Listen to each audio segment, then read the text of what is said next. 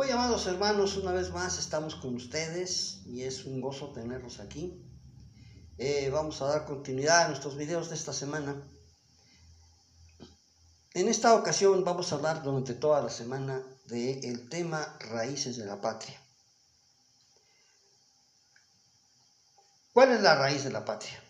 La familia. En realidad, la sociedad que conforma nuestro país tiene como base fundamental la familia. De tal manera que cuando nosotros decimos que tenemos un problema de corrupción, entendamos que no es un problema personal. Hay familias que tienen esa tradición.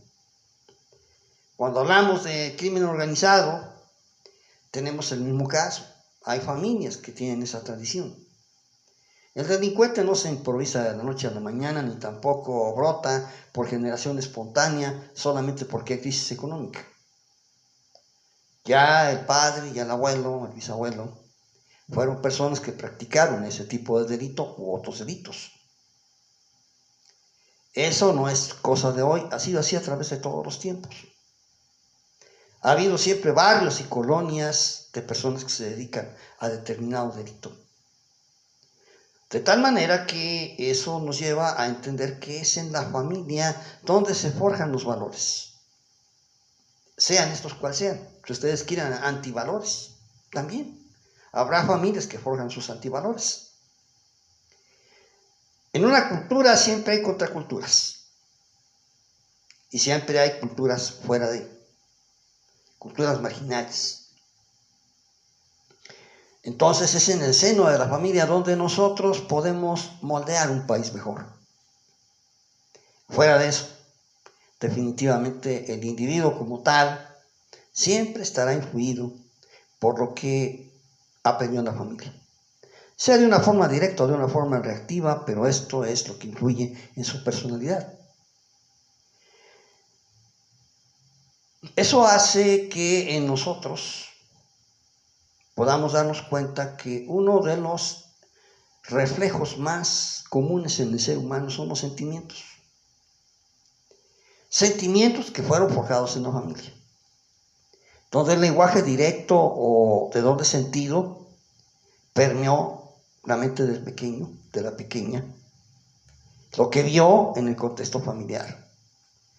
Si vio alcoholismo, drogas, golpes, violencia intrafamiliar, para él ese es su ambiente de vida y lo que va a reproducir.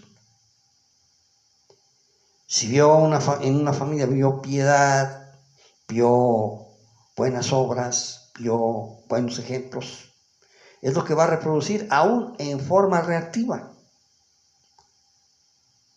Se da el caso, por ejemplo, de una familia piadosa que tiene un hijo ateo. Será ateo, pero seguirá siendo honrado. Será ateo, pero seguirá siendo una persona que busque el mejor trato para sus semejantes. Es decir, el valor intrínseco permanece independientemente de la forma como se exprese. De la misma manera, la persona que se forja en una familia donde no hay valores, quizá muy humilde, de muy poca cultura, y logra triunfar en la vida y se hace profesionista, sin embargo, seguirá siendo alguien afecto a tomar lo que no le es propio. Seguirá siendo afecto a engañar, incluso con la verdad. Es en la familia donde se forman los valores. Es en la familia donde están las raíces de la patria. Por eso es para nosotros muy importante entender qué es lo que pasa en la familia. No soy psicólogo ni pretendo serlo, ni vamos a hablar de psicología en este momento. Vamos a hablar de lo que pasa con las personas cuando forman una familia. Van los sentimientos. Los sentimientos son los que van operando en la formación de la familia. ¿Qué siente el muchacho que busca a determinada muchacha, la muchacha que busca a determinado muchacho? Sentimientos. Y a la hora de que forman su pareja, esos sentimientos van a ir normando la conducta dentro de la familia. Por eso muchas veces decimos, es que no la quería, es que no lo quería. Por eso se desintegró la familia. O no la quiere y ella sí lo quiere, por eso le aguanta. o a la inversa. Ella no lo quiere, pero él sí la quiere y por ello la aguanta. Están en juego sentimientos que pueden ser enfermizos, pueden ser sanos, pero son sentimientos que están impulsando la conducta. ¿Qué hay dentro de este plano? Al margen de cuestiones de carácter patológico, hablando de seres comunes y corrientes como tú y yo, cuenta un hecho fundamental: la voluntad. Dice la Biblia aquí en Filipenses, en el capítulo 2, a partir del versículo 5, estas palabras que nos llevan a entender mejor esto. Dice: haya en vosotros este sentir que también hubo en Cristo Jesús, el cual, siendo en forma de Dios, no estimó el ser igual a Dios como cosa a que aferrarse, sino que se despojó a sí mismo, tomando forma de siervo, hecho semejante a los hombres. Y estando en la condición de hombre, se humilló a sí mismo, haciéndose obediente hasta la muerte y muerte de cruz. ¿Qué es lo que impulsa a Jesús a hacer esto? ¿Qué sentimientos se anidaba en su corazón? Sabemos que luchó consigo mismo. Luchó al grado de rogarle al Padre: si es posible que pase de mí esta copa, pero hágase como tú, no como yo. ¿Qué fue entonces lo que hizo que Cristo llegara a la cruz? Es muy simple: quiso. Solamente eso, quiso. Y es una cosa que tenemos que entender: los sentimientos son producto de una decisión. Una decisión errónea o acertada, pero es una decisión. Tú decides amar, tú decides odiar. Tú decides vivir o tú decides morir. Claro, hay muchas formas de morir. Hay quien muere, digámosle que al contado, y se cuelga de un árbol.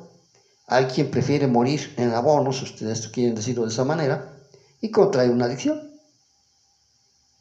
El alcohólico es un suicida en abonos.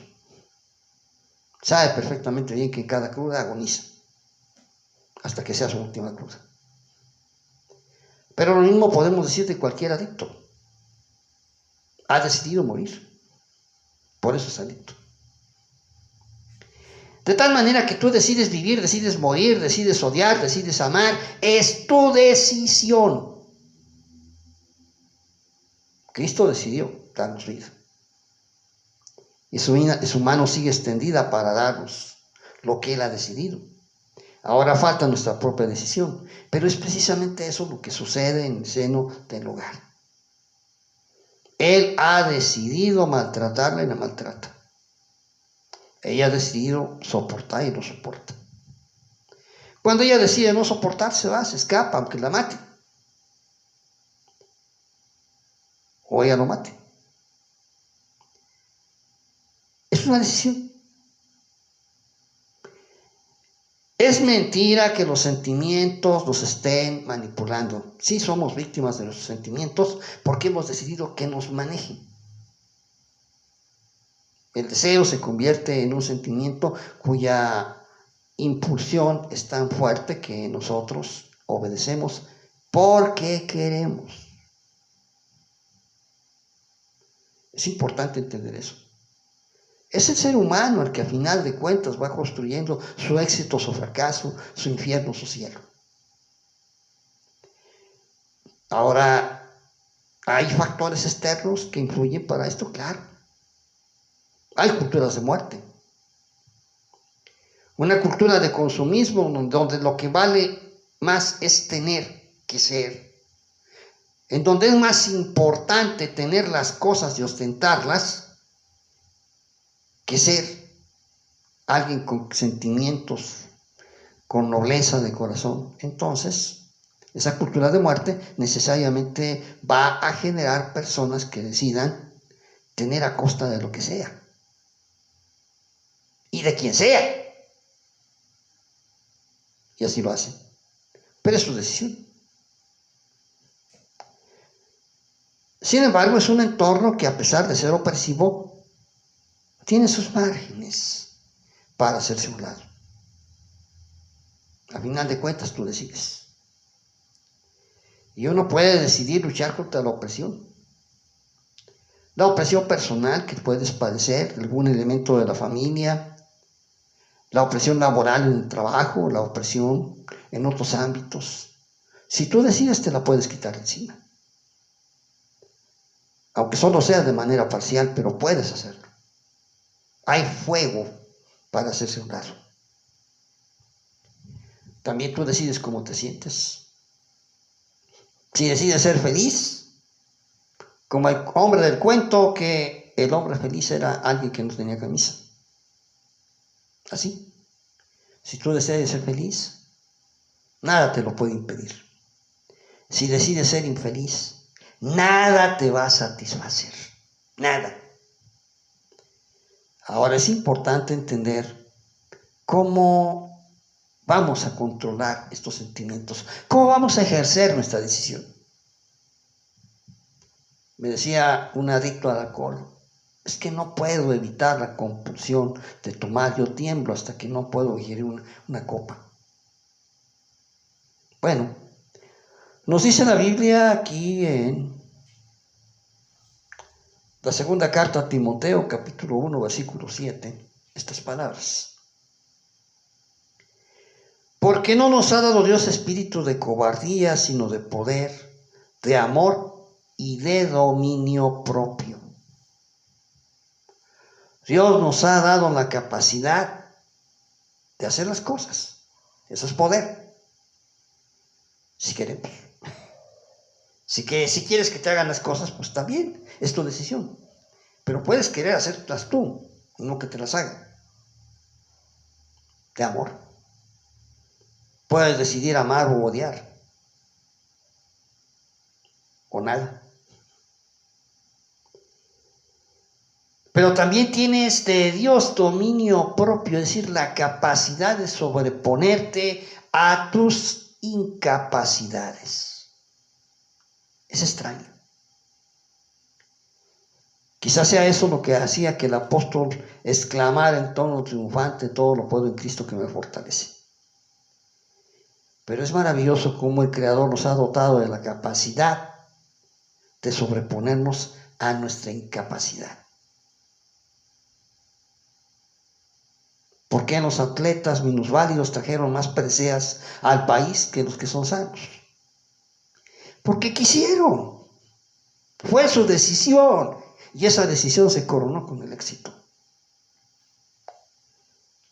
Ahora, Pedro, en su segunda carta, en el capítulo 1, nos lleva a una conclusión parecida. Dice en el versículo 6, que vosotros, poniendo también toda diligencia, por eso mismo añadid a vuestra fe virtud. A la virtud conocimiento, al conocimiento dominio propio, al dominio propio paciencia, a la paciencia piedad. Es decir, tú puedes escoger el sentimiento que quieres sentir. Si quieres. Desde luego que tú me vas a decir que eso es imposible y en realidad tienes razón. Es imposible cuando uno le da la espalda a Dios. Es imposible cuando lo quieren hacer con sus propias fuerzas. Pero es perfectamente posible cuando te depositas en las manos de Dios y le dices: Señor, yo quiero aprender a amar. Yo quiero aprender a triunfar. Yo quiero aprender a construir un patrimonio. Yo quiero aprender a librarme de esta adicción. Yo quiero aprender a tener un hogar estable. Yo quiero aprender a crear unos hijos sanos. El Señor te lo da. Te da el poder, si quieres. Está claro, solo si quieres.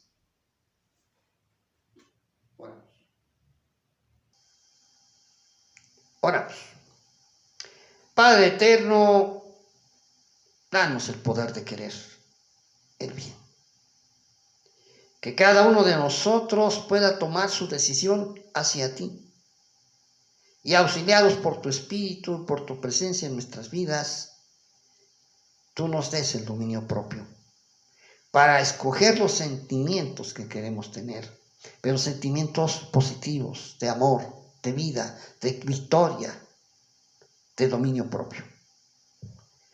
En el nombre de aquel que ejerció el poder del dominio propio y de la propia decisión en su máxima expresión, en el nombre de Cristo Jesús te lo rogamos, y en tu Espíritu Santo. Amén. Los invitamos para mañana, a la próxima, y el día de mañana reflexionaremos sobre Surge la familia mexicana. Hasta luego.